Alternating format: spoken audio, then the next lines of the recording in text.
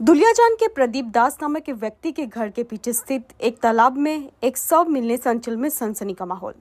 शव की पहचान oil India उत्पादन विभाग के कर्मचारी बहादुर सेत्री के रूप में हुई है। दूसरी ओर पुलिस ने शव से बड़ी मात्रा में नगद धन के साथ मोबाइल फोन जब्त किया। मिली जानकारी के मुताबिक बरामद हुए व्यक्ति बीते 19 अक्टूबर की शाम से लापता है। फिलहाल घटनास्थल पर उच्च अधिकारी समेत दंडाधीश उपस्थित हो घटना की जांच में जुटे हैं। अब सवाल यह है कि यह आत्महत्या है या हत्या, यह पुलिस कार्रवाई के बाद खुलासा होगा।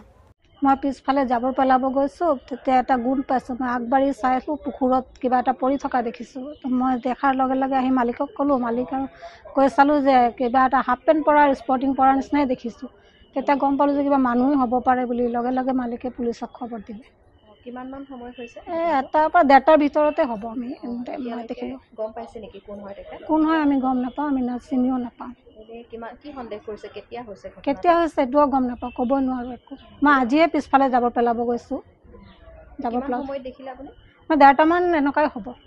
এডোখৰ কি ঠাই হয়? এডোখৰ আমাৰ সুভাষপল্লী এৰিয়া, ফাঁচী বজাৰ আমি SBI কমপ্লেক্স।